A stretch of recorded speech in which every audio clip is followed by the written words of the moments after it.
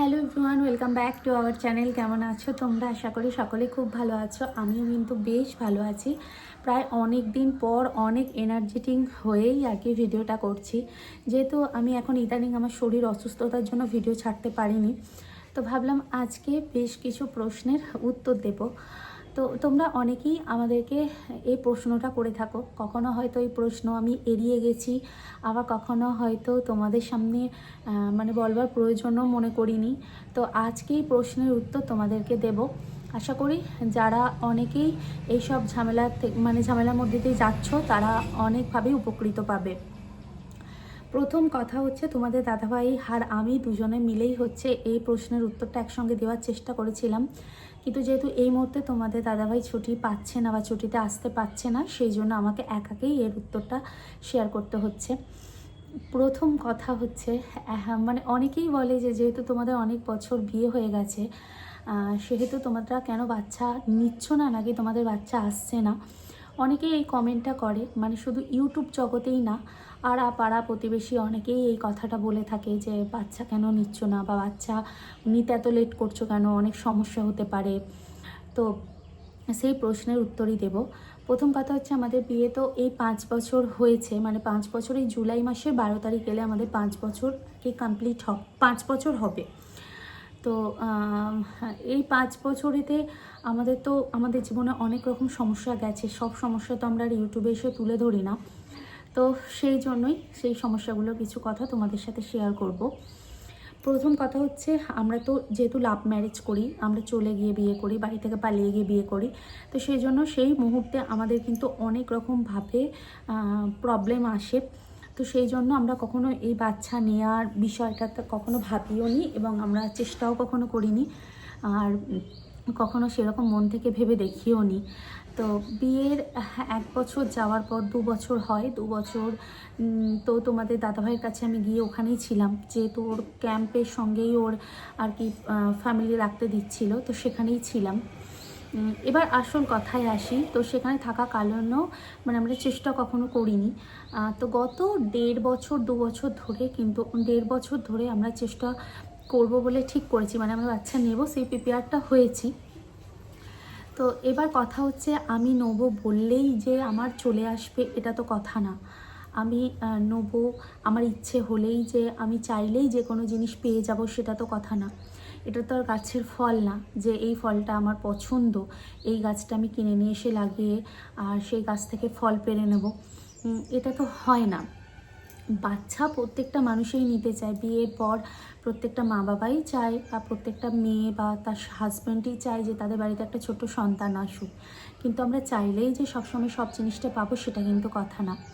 তো সেই রকমই কিছু ঘটনা। প্রথম কথা হচ্ছে, আমাদের এই বিয়ের লাইফে আমরা 1 বছর ধরেই চেষ্টা করছিলাম, কিছু ডক্টরের কনসাল্টিং না নিয়েই কিন্তু আমরা চেষ্টা করছিলাম যাতে আমাদের বাচ্চা খুব তাড়াতাড়ি আর কি চলে আসে।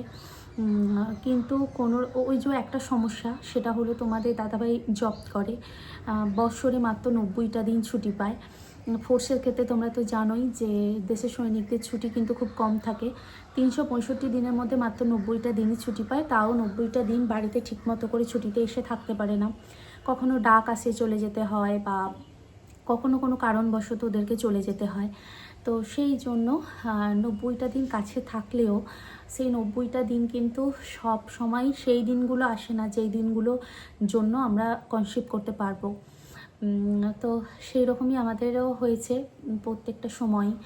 তো যখন 1 বছর চেষ্টা করবার পর আমাদের মধ্যে আসেনি, তো আমরা ডক্টর কনসাল্টিং করি। পুরুলিয়ার একটি লেডিস ডক্টরকে আমরা দেখাই, এবং সেখানে দেখানোর পর আমার ওয়েট, নর্মাল যে সমস্ত জিনিসগুলো আগে চেক করতে দেয় সেগুলোই আমরা কিন্তু চেক করেছিলাম।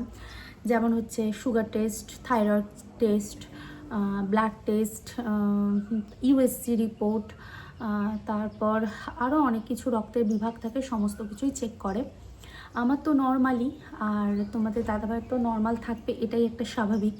তো দুজনের মধ্যেই নর্মাল থাকে। তো মেডিসিন কিছু আমাদেরকে দেয়, যে মেডিসিনগুলো সাজেস্ট করে এবং আমাদেরকে কন্টিনিউ করতে বলে। এবার তার মধ্যে সমস্যা যেটা হয়েছিল সেটা বলি, সেটা হলো আমার পিরিয়ডস রেগুলার হতো না। মানে 10 দিন, 12 দিন বা 15 দিন বা 1 সপ্তাহ এরকম পিছিয়ে যেত। তো পিছিয়ে যাওয়ার কারণে আমার ভীষণ ভয় হতো। তো ও যখন আসতো সেই সময়টা বিশেষ করে অনেক দিন করে পিছিয়ে যেত, তো তখন ভাবতাম যে এই রে, আমি মনে হয় এবারেও কনসিভ করেছি বলে এরকম চেক করতাম। যখন দেখতাম যে না, আমার তো প্রেগনেন্সি আসে না, তখন তো খুব টেনশন হতো, মানে খুব টেনশন হয়। এবং সেই সময় টেনশনেতে মাথা ব্যথা পুরো খারাপ হয়ে যায় যে কেন বাচ্চা আসছে না, আমার কী সমস্যা। আর আমাদের সমাজেতে যদি বাচ্চা খুব তাড়াতাড়ি না আসে, স্বামীদেরকে কিন্তু কিছু বলা হয় না, স্ত্রীকেই কিন্তু সবার প্রথম ধরা হয় যে ওরই হয়তো কোনো সমস্যা থাকতে পারে। কিন্তু আমাদের ক্ষেত্রে সম্পূর্ণটা আলাদা। তোমাদের দাদাভাই আমি দুজনে মিলেই কিন্তু চেক করি। তো সব কিছু নর্মাল থাকার পরও আমার কিন্তু আসছিল না। তো যাই হোক, ইউএসজি রিপোর্ট হয়, ইউএসজি রিপোর্ট নিয়ে ডক্টরের কাছে যাই। ডক্টর ইউএসজি রিপোর্ট দেখে সব থেকে আগে যে কথাটা বলেছিল, যেটা শোনার পর আমার বুকে প্রচণ্ড ধাক্কা লাগে, সেটা হচ্ছে সিস্ট। সিস্ট হচ্ছে ওভারিয়ান সিস্ট। এই নামটা শুনলেই যে কোনো মহিলার বুকের ভেতর ধকাস করেই লাগবে। কারণ আমাদের পৃথিবীতে এখন প্রায় 50% মানুষের যে বাচ্চা আসে না, তার মেন কারণই হচ্ছে ওভারিয়ান সিস্ট। আর এর কিন্তু কোনো বয়স হয় না, মানে বিয়ের পরেই যে তোমার এই সিস্টটা হবে সেটা কিন্তু না, বিয়ের আগেও কিন্তু অনেকের এরকম সিস্ট হচ্ছে, এবং ছোট ছোট বাচ্চাদেরও কিন্তু ওভারিয়ান সিস্ট হচ্ছে।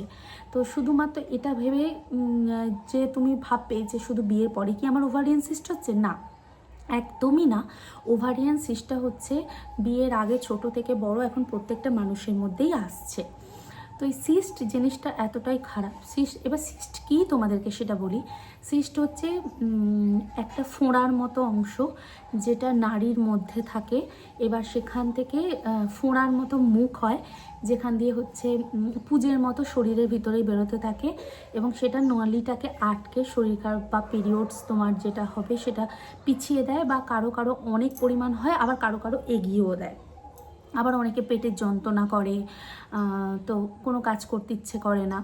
তো আমার প্রথম ইউএসজি করার পর আমার এটা ধরা পড়ে যে আমার রাইট সাইড যে ওভারি রয়েছে তার মধ্যে সর্ষে দানার মতো বেশ কয়েকটা সিস্ট আছে।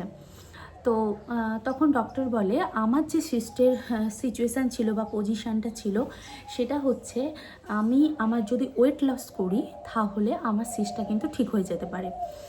তো যাই হোক, আমি রীতিমতো ওষুধও খেতাম, তার সঙ্গে সঙ্গে আমি কিন্তু ডায়েটও প্রচণ্ড পরিমাণে মানে ডায়েট করতে থাকি।